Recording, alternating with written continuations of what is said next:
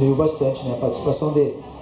Né? E eu, inclusive, eu tive até a honra temerária, né, professor, de um dos espaços dele acabar ocupando, sendo indicado para escrever ali na página. Honra temerária. Temerária, né? Porque eu fiquei com um lugar belíssimo, né? Mas se tinha aqui alguém, então eu vou, né? Então, e o belíssimo, então ele escrevia todos os dias. E a gente pegava todos os dias uma crônica boa. De repente uma era ótima, a outra era maravilhosa, uma muito boa e uma boa, mas não baixava de boa, né? Não baixa de boa, né? Então, porque isso é, né, o grande talento que ele é, o Luiz Fernando Veríssimo, né? Ele não caiu longe, a fruta não caiu longe do pé, né? O pai se preocupava com o Luiz Fernando Veríssimo. Eu até na 0 horas de domingo devo estar contando as coisas, fiquei muito atrapalhado hoje por força dessa notícia, que era incompleta, me deixava preocupado cada vez mais. Mas eu devo ter contado, se não contei, estou contando para vocês, um episódio extremamente engraçado. Luiz Fernando Veríssimo e eu, ainda jovens, já jornalistas, tentando escrever, fazer coisas. O Luiz Fernando, durante muito tempo, escreveu o horóscopo da 0 horas. Ele inventava. Era uma maravilha, Tinha pessoas que me diziam, eu não sabia disso. Depois, tá vendo? E acreditavam. Mas claro, pela verossimilhança, pela qualidade do texto dele. Mas era o homem do horóscopo, imagine. Foi por aí que, entre muitas coisas que ele começou, foi isso. Mas lá pelas tantas, nós fundamos um jornal que era provocativo, era inventivo, era um lugar em que a gente podia escrever como gostaria de escrever e saberia que ia encontrar um público que tinha relação com a gente.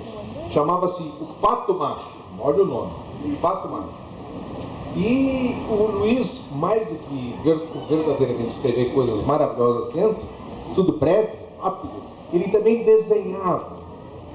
Eu levava a edição do Pato Macho para que ele completasse desenhando nas bordas, acrescentando elementos, modificando uma página. Isso ele fazia com delícia. Eu olhava o olhar dele, homem muito tímido, muito quieto, muito quieto, só provocado ele fala, senão ele não fala. Na casa dele uma vez estava todo mundo reunido, formitado, isso mesmo, de repente eu olhei para o lado e ele estava dormindo. Achava uma maravilha, sinceramente. Eu não saberia fazer isso, mas ele sabe, ele dorme porque se desliga. Bom, aí já era quase 11 horas por aí, e nós nos demos conta que faltavam 3 ou 4 coisas na edição do Pato Macho. Eu peguei e fui na casa dele, na casa do Érico da Mafalda. Cheguei, bati na porta, me abriu a porta a Mafalda, que era uma figura extraordinária. Aí o João falou, o que você está fazendo aqui? Não, eu vim procurar o Luiz Fernando para entrar, tá bem. Aí quando eu entrei, ele disse assim, tu não vai falar com o Luiz Fernando, mas porque ele está dormindo. E eu não vou acordar, ele fica de mau humor, ele está dormindo. Bom, aí eu digo, bom, então eu vou deixar essas coisas. Faz isso, mas o Érico vai querer falar contigo. Aí eu entrei no salão, onde tinha uma poltrona vermelha, que era do Érico. Era bem familiar, mas ao mesmo tempo assim, uma coisa que te deixava comovido pela hierarquia, os valores que estavam colocados ali. E o Érico era um ouvinte maravilhoso, mas também verbalizava bem. E aí cheguei lá e tal, ele me ofereceu vinho, eu sentei, conversamos 2 ou 3 bobagens. Aí ele dizia, mas que bom que tu tenhas vindo hoje à noite aqui. Eu digo, mas vim só por essa razão, que louco, senão é hora de chegar. Não, foi bom. Fala do Luiz para mim, diz o Érico. Era o filho dele. Eu digo, mas Érico, tu não conhece o Luiz? Não, às vezes eu suspeito que ele talvez não saiba bem o que vai fazer da vida. Aí eu não vou reproduzir tudo para vocês, mas eu fiquei falando, e eu devo ter falado 1 hora e tanto, eu sempre gostei muito do que ele realmente fazia, e da importância que nós dávamos ao que ele fazia, e de como era indispensável eu chegar lá com aquelas coisas para que ele fizesse 2 ou 3 desenhos, um cartoon, o que fosse. Como era importante a presença dele, e como nós nos sentíamos orgulhosos por isso. Aí no final eu me lembrei, digo, olha Érico, eu acho que ele não vai escrever um romance propriamente dito, não, mas ele vai fazer outras coisas. tão boas ou melhores do que escrever um romance. Romance és tu que faz. O teu filho não precisa fazer isso. E aí, quando eu olhei melhor, o Érico estava chorando. Ou seja, de uma certa forma, naquela noite, que para mim é comovente, eu me lembro tão bem, eu estou aqui reproduzindo até numa intimidade com vocês, ele não sabia bem quem era o filho dele e a grandeza do filho dele. Mas certamente, pouco depois, não só pelo que eu disse, mas pelas coisas que todos nós testemunhamos, ele veio a saber que se tratava de um gênio, e um gênio é ele mesmo, né? É verdade. E o curioso é que ele só foi se descobrir depois dos 30 anos, né, Exatamente. Né? Ele era ali, frequentava as redações e tal, fazia, como o senhor contou aí, o horóscopo, aquela coisa, fazia noticiário internacional, né? Uma coisa assim. Internacional, ele fazia também, o que fazia? Ficava um noticiário comum. Um noticiáriozinho e tal, e aí de repente se descobriu, né?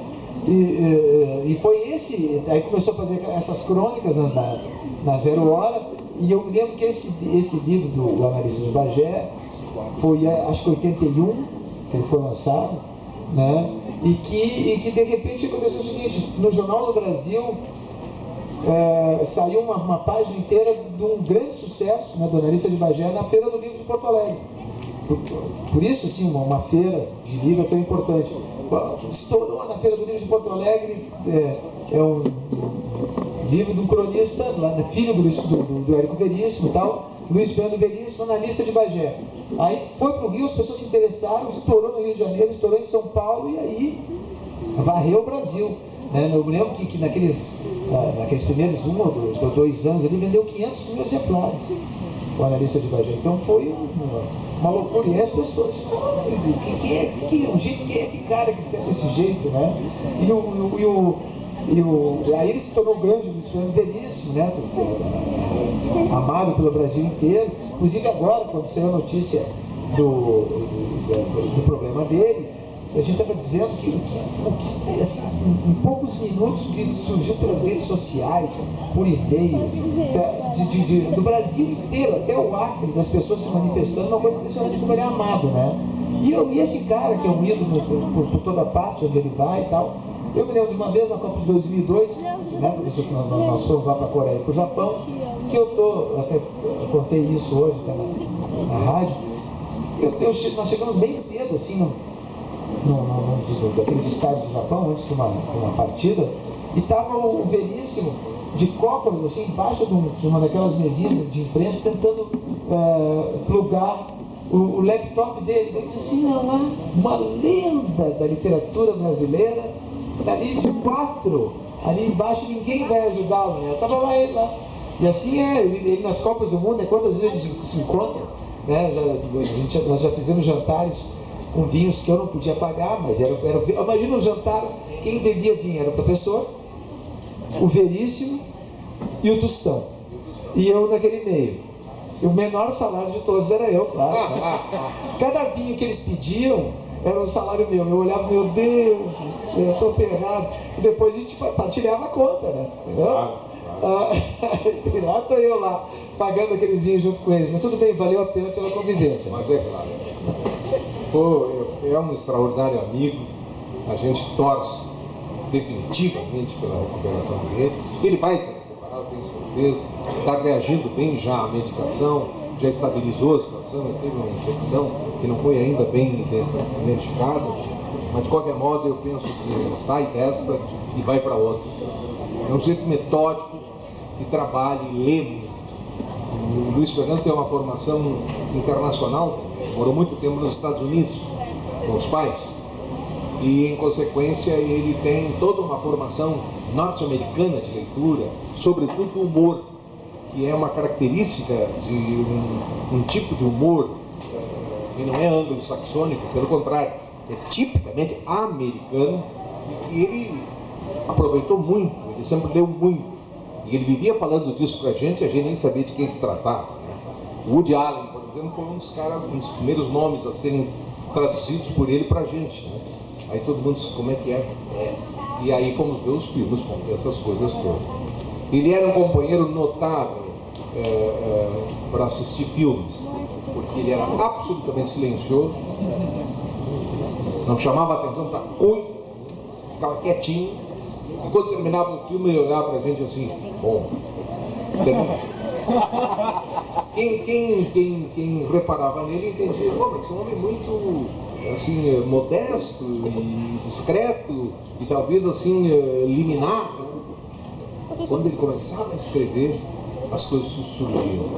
E quando ele começa a falar e você sabe incentivar ele a conversar, ele é um ótimo conversador. É um ótimo conversador. Eu já fiz 3 ou 4 entrevistas, uma delas, inclusive, nesses nossos encontros com o professor, em que ele falou bem mais do que eu poderia esperar. E muitas vezes eu olhava dizendo assim, mas pô, e exigir da minha participação também, imagina. Eu que sou um falastrão, vivo falando. Então, essa primeira parte a gente queria fazer essa menção, acho que é justo, vocês participam dessa mesma preocupação que a gente tem, mas isso vai se dar uma volta, vai certamente ser vencido, e o seu Luiz Fernando Veríssimo vai ser a nossa grande estrela, a nossa grande relação com o mundo das letras. Isso é absolutamente certo.